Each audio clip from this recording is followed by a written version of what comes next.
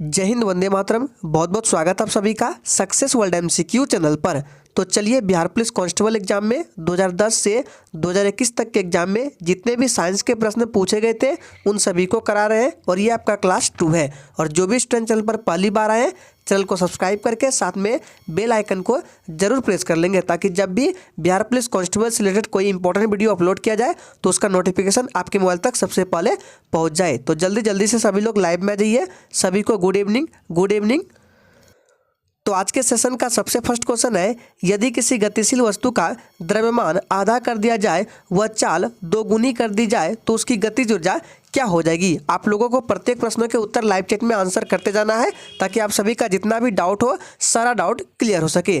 तो चलिए इस प्रश्न को एक्सप्लेन कर देते हैं। तो सबसे पहले आपको फार्मूला याद होना चाहिए गतिज ऊर्जा का। तो गतिज ऊर्जा का फार्मूला होता है हाफ mv²। याद रखना, ये गतिज ऊर्जा का फार्मूला होता है और इसी पर आपको सेट करना है। तो क्वेश्चन में क्या बोला जा रहा है कि वस्तु का द्रव्यमान आधा कर देंगे, यानी कि मास को आधा करना है तो m/2 हो जाएगा। और क्या बोल रहा है कि चाल को दोगुना कर देंगे, यानी कि चाल b है तो उसको 2 भी कर देंगे। अब इसको अप्लाई करेंगे फार्मूला में। चलिए यहाँ पे आपको करके दिखाते हैं। तो 1/2, ठीक है। उसके बाद क्या था m, तो m की जगह आपको क्या करना है m/2 करना है और v की जगह आपको 2v² करना है। तो चलिए अब इसको सॉल्व करेंगे। तो क्या हो जाएगा 1/2 हो जाएगा, फिर m/2 हो जाएगा, फिर क्या हो जाएगा 4v² हो जाएगा। अब इसमें से आपको फार्मूला जो होता है, इसका मेन फार्मूला, उसमें से आपको हाफ mv² को निकाल लेना है, यानी कि 1/2 को निकालना है, m को निकालना है और v² को निकाल लेना है। तो बचा क्या आपका 4 बचा और 2 बचा, यानी कि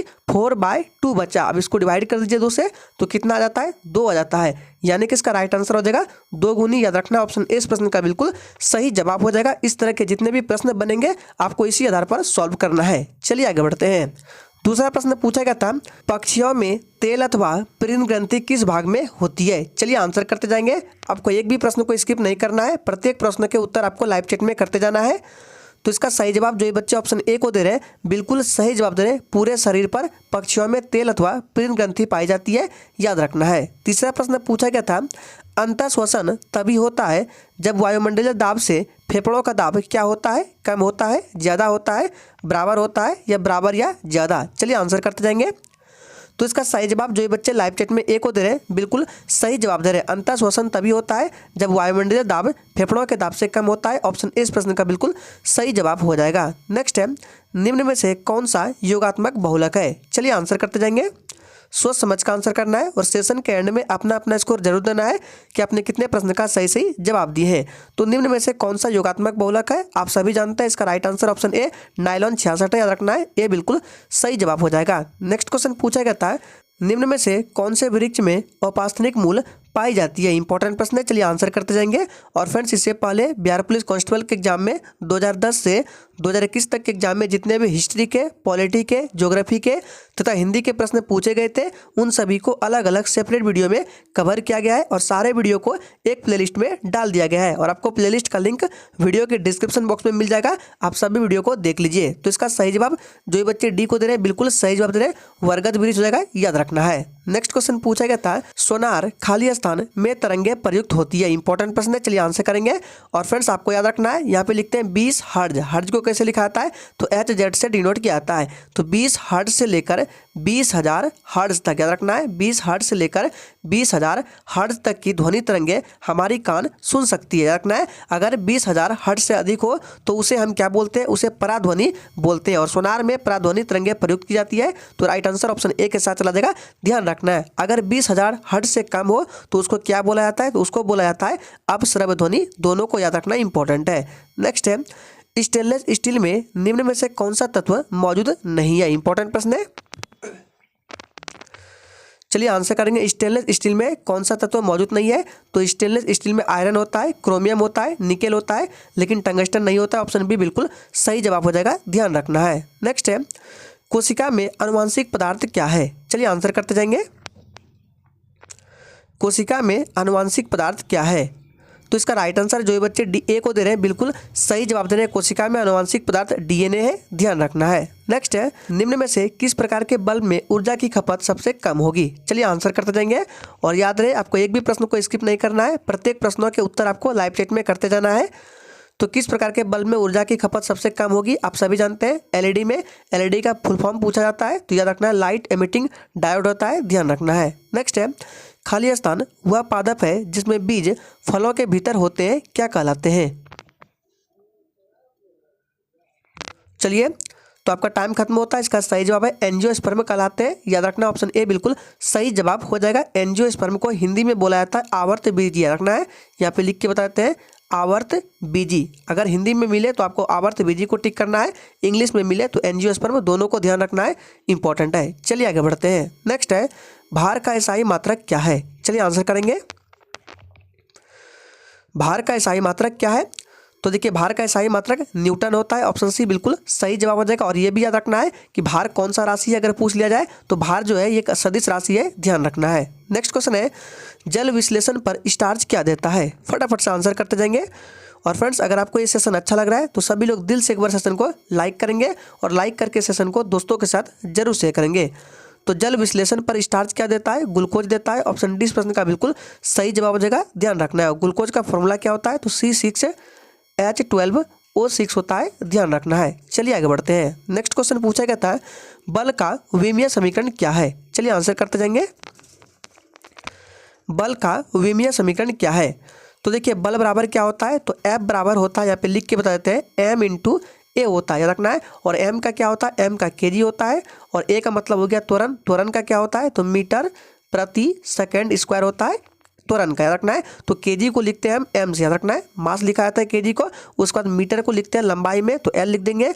उसी प्रकार सेकंड को लिखा जाता है टी में, तो पावर -2 है तो पावर -2 दे देंगे। तो बल का विमीय फॉर्मूला क्या बन गया, एम पर पावर 1, एल पर पावर 1 और टी पर पावर -2। तो राइट आंसर सी के साथ चला जाएगा, ध्यान रखना है। चलिए शिक्षक आगे बढ़ते हैं।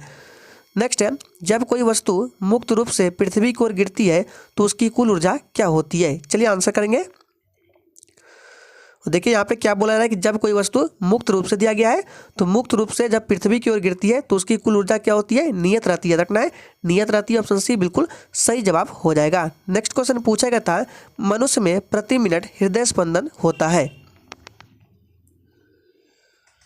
चलिए आंसर करेंगे, मनुष्य में प्रति मिनट कितने बार हृदय स्पंदन होता है, तो 72, याद रखना है। ऑप्शन ए बिल्कुल सही जवाब हो जाएगा, इंपॉर्टेंट है। नेक्स्ट है मस्तिष्क ज्वर किस जीव देह के कारण होता है। चलिए आंसर करते जाएंगे, मस्तिष्क ज्वर किस जीव देह के कारण होता है, तो राइट आंसर है जीवाणु के कारण होता है। ऑप्शन बी बिल्कुल सही जवाब हो जाएगा। नेक्स्ट क्वेश्चन पूछा गया था गन मेटल किसकी मिश्र धातु है। चलिए आंसर करते जाएंगे, गन मेटल किसकी मिश्र धातु है।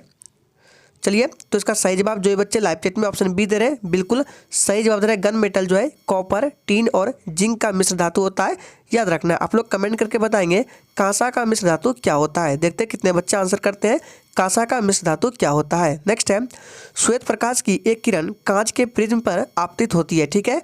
उसके बाद वह प्रकाश वर्ण जो कांच के प्रिज्म से गुजरने पर अधिकतम विचलित होता है वह कौन सा है। चलिए आंसर करते जाएंगे। और आप सभी जानते हैं कि जिसका तरंगदैर्घ्य कम होता है उसमें विचलन अधिक होता है, और जिसका तरंगदैर्घ्य अधिक होता है उसमें विचलन कम होता है। तो यहाँ पे क्या बोला जा रहा है कि प्रिज्म से गुजरने पर अधिकतम विचलित कौन होगा, तो जिसका तरंगदैर्घ्य कम होगा, यानी कि बैगनी का। ऑप्शन ए बिल्कुल सही जवाब हो जाएगा। और न्यूनतम विचलन किसका होगा, लाल का होगा। दोनों को याद रखना है क्योंकि लाल का तरंगदैर्घ्य सबसे अधिक होता है, ध्यान रखना है।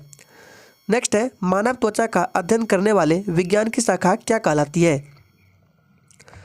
चलिए आंसर करते जाएंगे, मानव त्वचा का अध्ययन करने वाले विज्ञान की शाखा क्या कहलाती है, तो याद रखना है डार्मेटोलॉजी कहलाती है। ऑप्शन डी बिल्कुल सही जवाब हो जाएगा। नेक्स्ट क्वेश्चन पूछा गया था रॉकेट किस सिद्धांत पर कार्य करता है। चलिए आंसर करते जाएंगे, रॉकेट किस सिद्धांत पर कार्य करता है, तो याद रखना है रॉकेट जो है ये रेखीय संवेग के सिद्धांत पर कार्य करता है, याद रखना है रेखीय संवेग के सिद्धांत पर। और ये जो है ये सिद्धांत न्यूटन के गति के तीसरे नियम के अंतर्गत आता है, आपको ये भी ध्यान में रखना है। नेक्स्ट है निम्न में से कौन सा एक रूपांतरित तना है। चलिए आंसर करते जाएंगे, निम्न में से कौन सा एक रूपांतरित तना है। चलिए तो इसका सही जवाब जो ये बच्चे ऑप्शन बी को दे रहे हैं, बिल्कुल सही जवाब दे रहे हैं। आलू जो है ये एक रूपांतरित तना है, ध्यान रखना है। नेक्स्ट है क्लोरोफिल खाली स्थान की उपस्थिति में बनता है। चलिए आंसर करेंगे, क्लोरोफिल किसकी उपस्थिति में बनता है, तो याद रखना है क्लोरोफिल जो है ये मैग्नीशियम की उपस्थिति में बनता है। ऑप्शन डी बिल्कुल सही जवाब हो जाएगा। मैग्नीशियम का सिंबल पूछे तो Mg होता है, परमाणु क्रमांक पूछे तो 12 होता है, ध्यान रखना है। सोडियम की बात करें तो सोडियम का सिंबल Na होता है, परमाणु क्रमांक 11 होता है, ध्यान रखना है। एल्युमिनियम की सिंबल क्या होता है तो एल्युमिनियम का Al होता है, परमाणु क्रमांक 13 होता है, ध्यान रखना है। चलिए आगे बढ़ते हैं। नेक्स्ट है प्रकाशानुवर्तन में जुड़े हुए हार्मोन कौन से हैं। चलिए आंसर करेंगे। और फ्रेंड्स अगर आपको क्वेश्चन से रिलेटेड कुछ पूछना है या किसी भी प्रकार का डाउट होता है तो तुरंत आप कमेंट करके पूछ सकते हैं। तो प्रकाशानुवर्तन में जुड़े हुए हार्मोन कौन से हैं? ऑक्सिन है, याद रखना है। ऑप्शन ए बिल्कुल सही जवाब हो जाएगा। ऑक्सिन जो है ये एक पादप हार्मोन है, ध्यान रखना है। कौन सा हार्मोन है? पादप हार्मोन है। नेक्स्ट है उन तत्वों का समूह छांटिए जिसमें केवल धातुएं ही हो। चलिए आंसर करेंगे। सोच समझ का आंसर करना है। तो देखिए इन चार ऑप्शन में से कौन सा समूह है जिसमें केवल धातु है? तो राइट आंसर है ऑप्शन डी। इसमें क्या आ जाएगा? बेरिलियम हो जाएगा, कैल्शियम हो जाएगा, स्ट्रोंशियम हो जाएगा और सोडियम। ये क्या है? धातु है, याद रखना। ऑप्शन ए में देखिए आपको हाइड्रोजन मिल रहा है जो कि गैस है। ऑप्शन बी में देखिए यहाँ ब्रोमीन मिल रहा है, तो ब्रोमीन क्या है? याद रखना ये एक धातु है जो द्रव अवस्था में पाया जाता है। इसमें भी देखिए ऑप्शन सी में नाइट्रोजन मिल रहा है, तो देखिए ऑप्शन डी ही सही है जिसमें धातु है, याद रखना है। नेक्स्ट है आनुवांशिकता का जनक कौन है? चलिए आंसर करते जाएंगे। आनुवांशिकता का जनक कौन है? तो इसका सही जवाब है ग्रेगर मेंडल आनुवांशिकता का जनक है। ऑप्शन ए बिल्कुल सही जवाब हो जाएगा, ध्यान रखना है। और लिनियस को याद रखना है। लिनियस इन्होंने वर्गीय का सिद्धांत दिया था, याद रखना है। और हुगो डी ब्रिज ने, याद रखना है, हुगो डी ब्रिज ने इन्होंने उत्परिवर्तन का सिद्धांत दिया था। और रॉबर्ट हुक ने कोशिका का खोज किया था, कोशिका की खोज की थी, ध्यान रखना है। नेक्स्ट है पौधे जो नमक युक्त मिट्टी में उगते हैं उसे क्या कहते हैं? चलिए आंसर करते जाएंगे। वे पौधे जो नमक युक्त मिट्टी में उगते हैं उसे क्या कहते हैं? उसे हेलोफाइट कहते हैं। ऑप्शन सी बिल्कुल सही जवाब हो जाएगा, ध्यान रखना है। नेक्स्ट है समवहनी पौधे में पानी किससे ऊपर जाता है? इंपॉर्टेंट प्रश्न है, चलिए आंसर करेंगे। और आपसे यहाँ दो प्रश्न पूछ सकते हैं, एक हो गया पानी और दूसरा हो गया भोजन। तो बात करें पानी किसके द्वारा ऊपर जाता है, तो याद रखना है जाइलम टिश्यू के द्वारा। ऑप्शन डी बिल्कुल सही जवाब हो जाएगा। ज से जल होता है और ज से जाइलम टिश्यू, दोनों को याद रखना है। वही बात करें कि भोजन का परिवहन किसके द्वारा होता है, तो फ्लोएम टिश्यू के द्वारा, दोनों को याद रखना इंपॉर्टेंट है। नेक्स्ट है आरएनए का मुख्य कार्य क्या है? चलिए आंसर करते जाएंगे। और फ्रेंड्स याद रहे बिल्कुल ईमानदारी पूर्वक अपना अपना स्कोर सेशन के एंड में देना है। तो आरएनए का मुख्य कार्य क्या है? इसका सही जवाब जो ये बच्चे सी को दे रहे हैं बिल्कुल सही जवाब दे रहे हैं, प्रोटीन संश्लेषण होता है, ध्यान रखना है। नेक्स्ट है किन भौतिक राशियों के मात्रक समान है? चलिए आंसर करते जाएंगे। किन भौतिक राशियों के मात्रक समान है? तो इन चार ऑप्शन में से ऑप्शन सी जो है बिल्कुल सही जवाब है। वेग और चाल के भौतिक राशि के मात्रक समान होते हैं। क्या होते हैं यहाँ पे लिख के बता देते हैं। तो दोनों के मात्रक जो होते हैं मीटर प्रति सेकंड होते हैं, ध्यान रखना है। नेक्स्ट क्वेश्चन पूछा गया था मानवों में ध्वनि उत्पन्न होती है किसके द्वारा होती है? चलिए मानवों में ध्वनि उत्पन्न होती है तो याद रखना है कंठ द्वारा होती है। ऑप्शन बी बिल्कुल सही जवाब हो जाएगा, याद रखना है। वही बात करें अंग्रेजी में आपको ऐसे देखने को मिल सकता है लैरिंग्स, याद रखना है। अगर ऑप्शन में लैरिंग्स मिले तो आपको इसको भी टिक करना है, या तो कंठ द्वारा मिले, ये भी सही है। नेक्स्ट क्वेश्चन है कार्बन डाइऑक्साइड में कार्बन की संस्करण व्यवस्था क्या होती है? चलिए आंसर करेंगे। इसका आंसर आपको डायरेक्ट याद रखना है। तो कार्बन डाइऑक्साइड में कार्बन की संस्करण व्यवस्था को संस्करण व्यवस्था क्या होती है? तो sp होती है। ऑप्शन ए बिल्कुल सही जवाब हो जाएगा, ध्यान रखना है। नेक्स्ट है निम्न में से कौन सी दवा एक पीड़ाहारी है? चलिए आंसर करेंगे। निम्न में से कौन सी दवा एक पीड़ाहारी है? सही जवाब है ऑप्शन सी, क्या देगा? नोविल्जिन, याद रखना ये एक पीड़ाहारी दवा है, ध्यान रखना है। नेक्स्ट है ब्रायोफाइटा पादप सामान्यतः पाए जाते हैं। चलिए आंसर करेंगे। ब्रायोफाइटा पादप समानता पाए जाते हैं नम व छायादार आवासों में। ऑप्शन सी बिल्कुल सही जवाब हो जाएगा। नेक्स्ट है निम्नलिखित में से किस अम्ल के एकत्रित होने से मांसपेशियों में थकान होती है? इंपॉर्टेंट प्रश्न है। चलिए किस अम्ल के एकत्रित होने से मांसपेशियों में थकान होती है?